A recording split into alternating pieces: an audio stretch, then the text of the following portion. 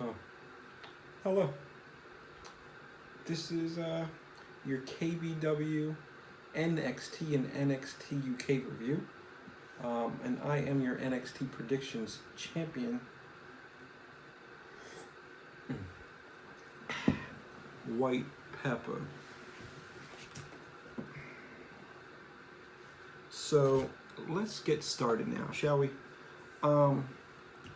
Before we start the show, I just want to let you guys know that we did our first ever pro wrestling crates unboxing this month, the month of May.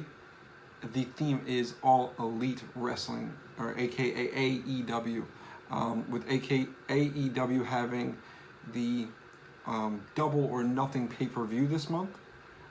Their first pay-per-view as a company. Pro Wrestling Tees and Pro Wrestling Crate wanted to celebrate with a bunch of really cool AEW stuff. So go to the channel, as you know, subscribe, hit the bells for all them notifications, and watch our unboxing video. It just went up a few hours ago. This will be the next one to go up. Mr. Disgraceful doesn't know about this yet.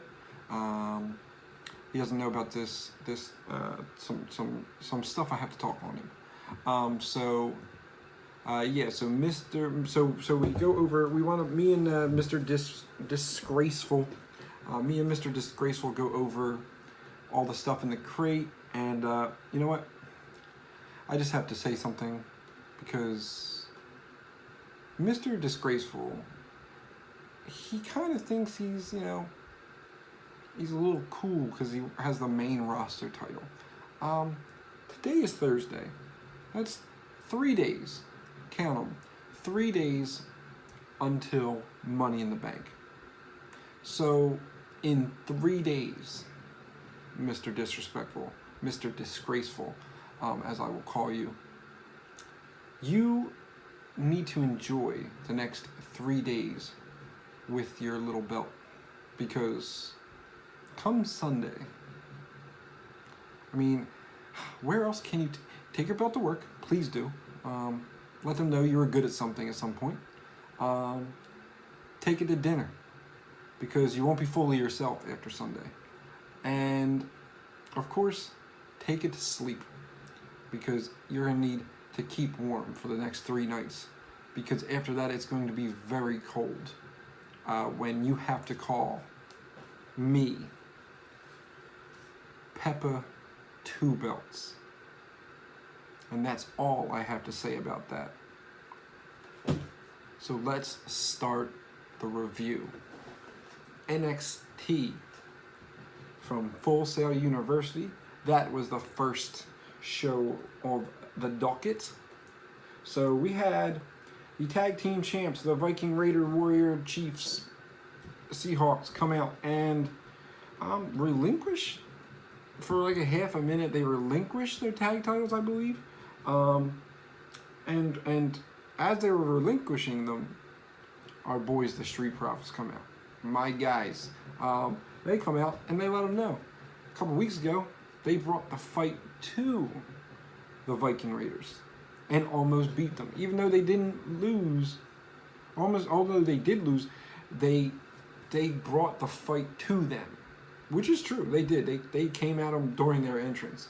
Because the Viking Raiders were going to relinquish their titles because, quote, there was no other talent in NXT for them to fight. So it wasn't worth them even staying there. They'd rather just go up to Raw and be buried.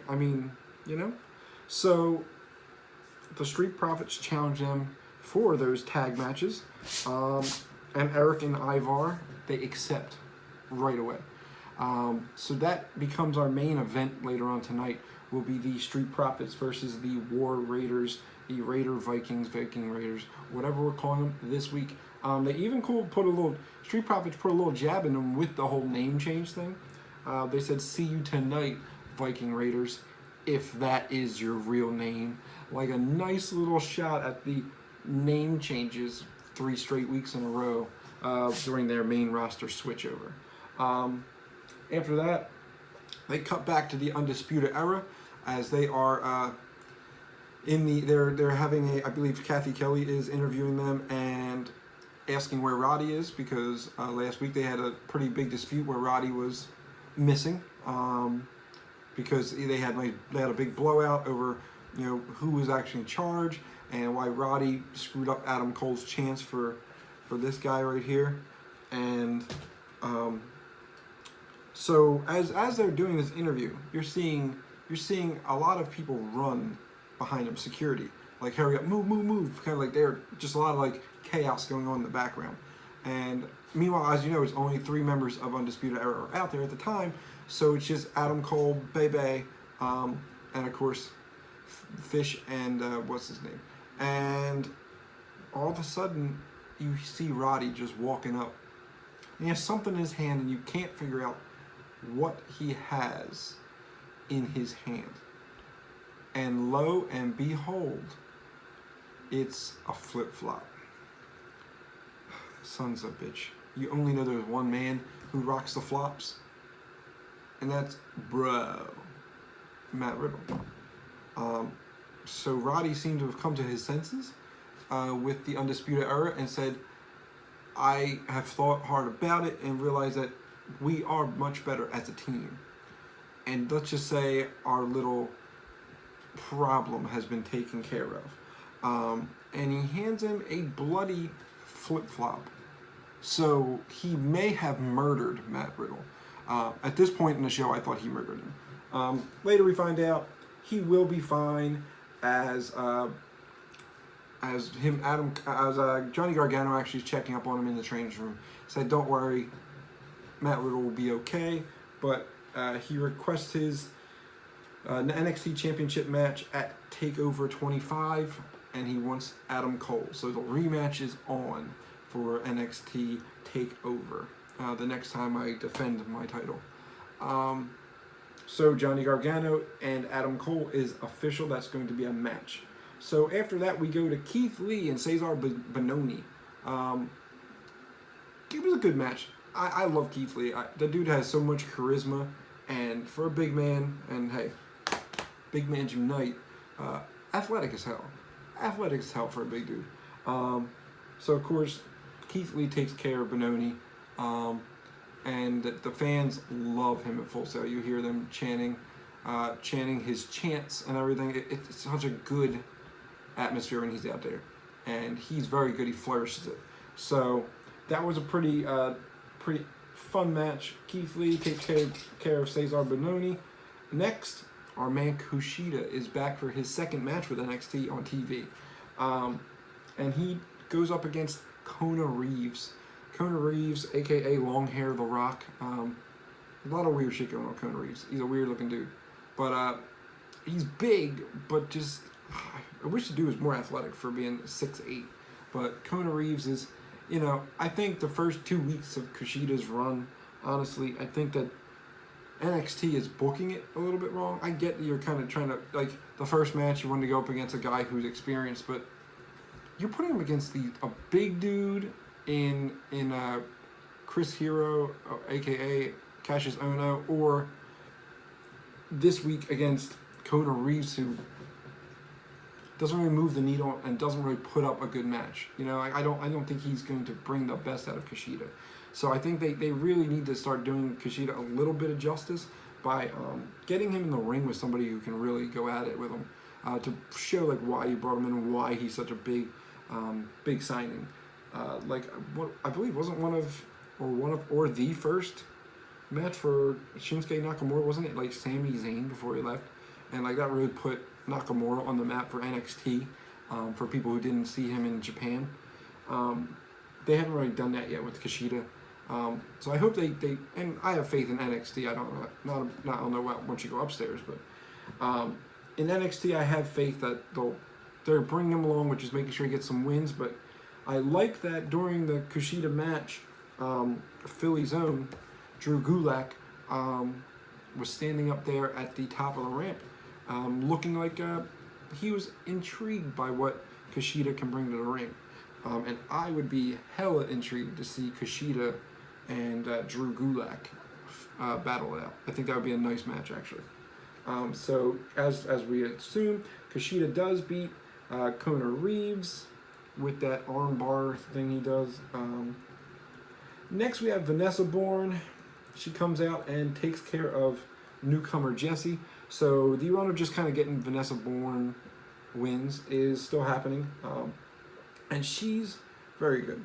I like her look, and with what's his name said some mean.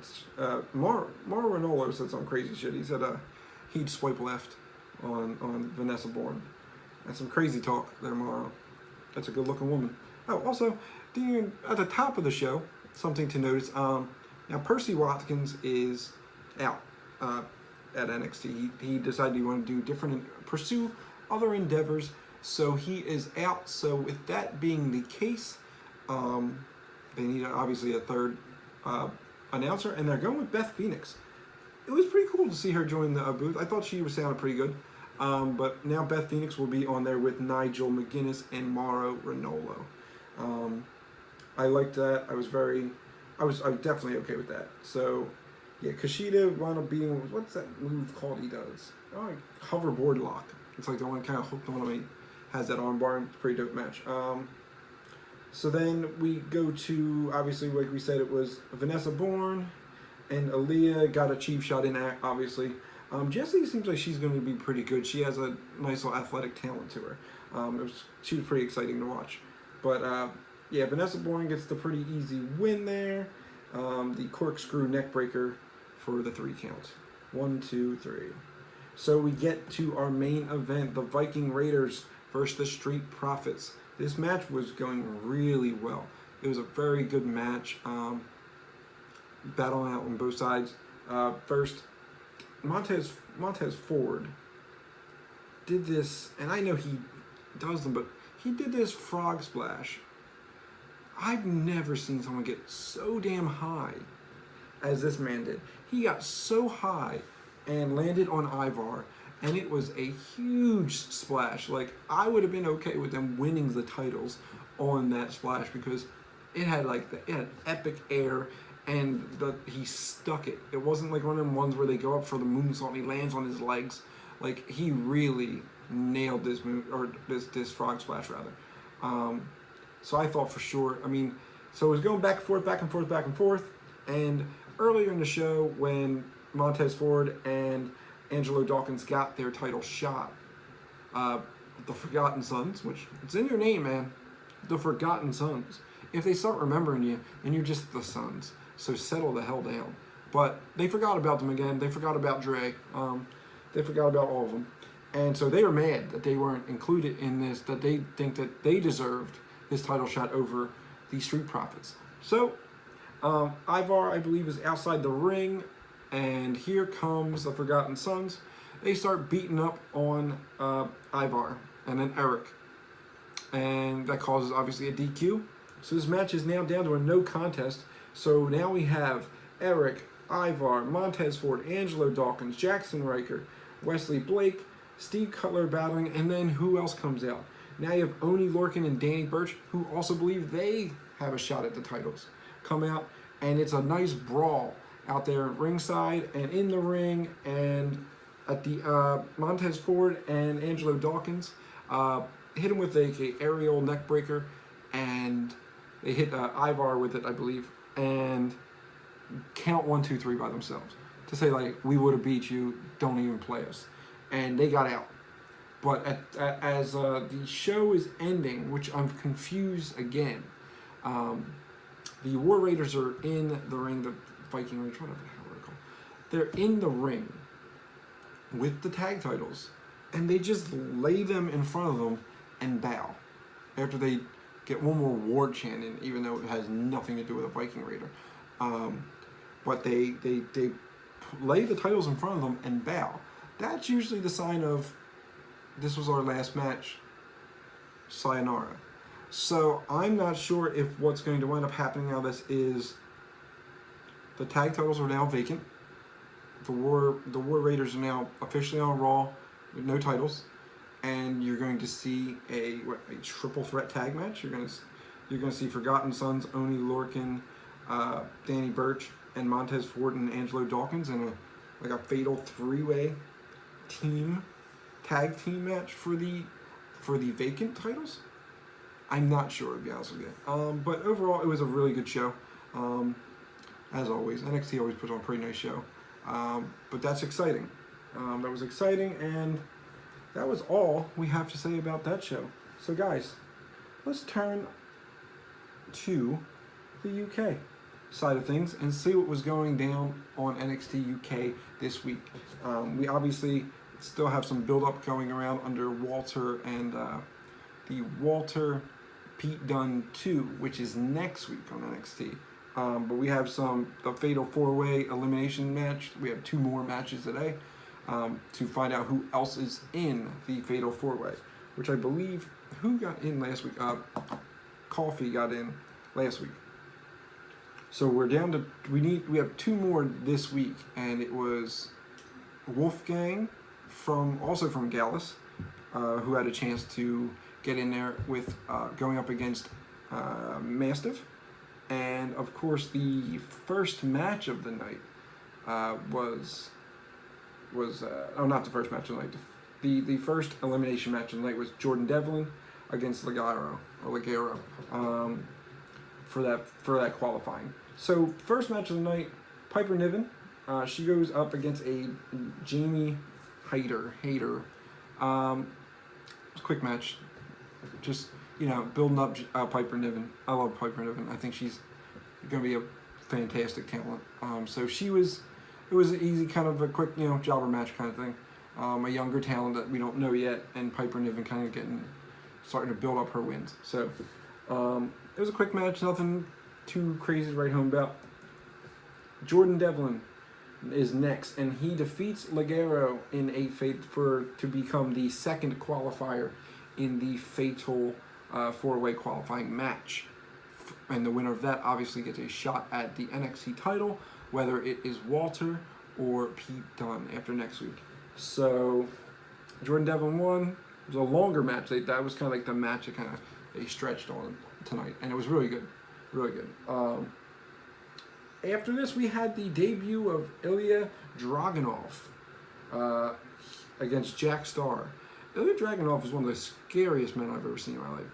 With his white and red eyes, they're mean. There's some mean eyes, and he is intense.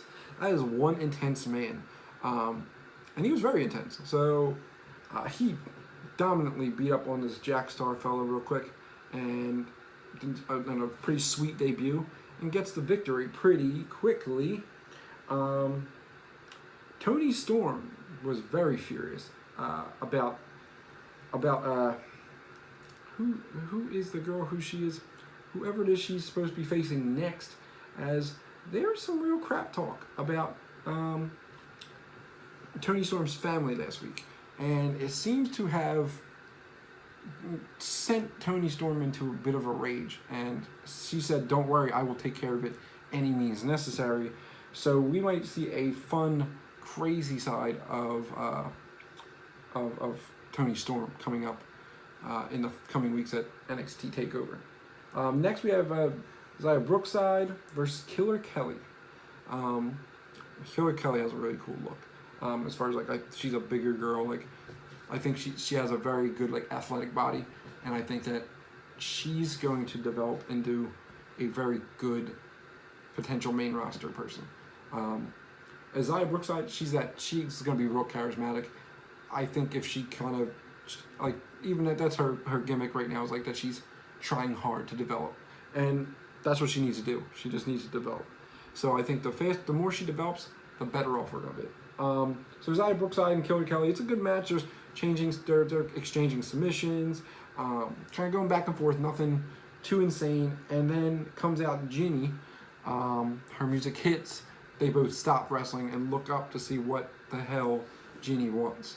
And it's not Ginny from the block. It's just Ginny. Used to have a little, now she has a Jazzy Gabbert. So that woman scared me in the Mae Young Classic, Jazzy Gabbert. That's a scary Russian woman. She looks like if Ivan Drago was a girl, it would be Jazzy Gabbert. So anyway, that they wind up going with, so Ginny and Jazzy please God, don't ever say that again. Jeannie and Jazzy. They come out together, and they are coming to the ring, and it looks like Killer Kelly and Zaya Brookside are kind of saying like, don't worry, we got this. Don't worry, we got this. Jazzy Gabert gets in the ring, and as she's getting in the ring, Killer Kelly, heel move, decides, I don't think I want to do this. And she dips out the ring. Poor little Zaya Brookside is just left for dead in the ring for Jazzy Gabert. And Jazzy Gabert just kind of takes care of what she needs to take care of there, and it was very quick. But Jazzy Gabert's a scary, scary, scary woman. As she got her up for, what kind of a move was it? It was I don't know how do you describe it, but Jazzy Gabert's scary.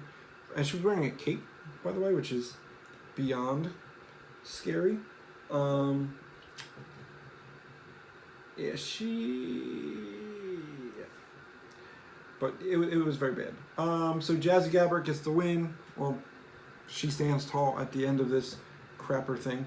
And then here we go. Main event time for NXT UK.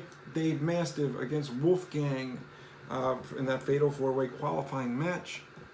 Dave Mastiff wins this thing. He won it with this cannonball that he like jumps. And by the way, both these guys were lifting each other up, and these are two big boys. And I noticed the more I'm watching NXT UK, there's a lot of big boys in the UK. Is the UK just full of large gentlemen? Like they're just big and strong. Like I get it that we call the Mustache Mountain big strong boys, but like these are really big strong boys. Like these guys are just all meaty dudes, and it's kind of crazy. But yeah, I noticed that. But so Dave Mastiff and Wolfgang, that's a heavyweight match, if you say the least. So they are battling it. They battled up, and then you had some crazy, like kind of like the Kevin Owens cannonball, but he leaps into him. Like it's a pretty solid leap. So he cannonballs Wolfgang in the corner, and that is it. He rolls over for the 1, 2, 3. Dave Mastiff is now in the Fatal 4-Way match along with, I believe it's Dave Coffey who's in, not Paul Coffey. One of the Coffey brothers is in it. And of course then, after the match, all of Gallus comes out, and Wolfgang hits him with the Swanton to let him know that one way or another, NXT UK will be Gallus's kingdom. So next week's the big week for NXT. You're going to have the rematch of Walter versus Pete Dunne. So we'll find out what's going on with that title. I have a feeling that Walter keeps the title here, and Pete Dunne's going to be, sadly, brought up to the main roster. There's nothing really else you can do with Pete Dunne at this point, unless you want him to join his brothers, his British strong style brothers, in that stable again, make that a 3-person stable down in NXT. Depends what they want to do with him there. I like Pete Dunne to not do that, for the love of God. But I don't really think, I might have a news or note or two here. I'm giving a quick check. I think I have some notes on NXT. Just give you a quick little news segment here. My computer is slow, and it's not because of porn. I just don't know why it's slow. But it's a slow computer, so I'm trying to load it up, and if I can't load it up, then we're just going to bid you adieu real quick and get the hell out of here, because it's 11:55. And even though I am beautiful, I still need some beauty rest. It's hard being a player. All right, notes are loading up real quick. I have 1 or 2 NXT notes. I might have already said one, because I think the Beth Phoenix one was actually one of the notes I had, but there was an extra note I had floating around here. Extra notes, out. Come on, do your thing. Whoop whoop. Notes are loading. They're taking longer than expected because it's unavailable. But so NXT. Oh, I believe the other note actually is Dominic Dijakovic. I can never say this poor man's name. So remember him and Keith Lee were having, they had that nice fight that ended, they had a match that ended in a no contest, a double count out. So when that happened, he obviously fought a couple times after that. There was a couple more matches for Dijakovic after. He wound up tearing his meniscus. Now with the meniscus tear, he's going to be out, I believe they said it's like maybe 2 or 3 months. So that match, which I believe they were building back up to, is now going to be delayed, obviously, indefinitely until Dijakovic can get healthy again. So that's unfortunate because that's a hell of a little athlete there, man. He really was good in the ring. I really was looking forward to, because a takeover match is even different than a regular NXT match, because Tripp and them, they let him go. Like, they let these guys just go at it. So, yeah, Dominic Dijakovic, he goes under knee surgery. Percy Watson is leaving. And that was all. That was actually all the notes I had. I remembered right here in my noggin. So that is it for your NXT and NXT UK review. I am your NXT predictions champion, White Peppa, for KBW. I bid you adieu, goodbye, mwah, and good night. Bang. Bang.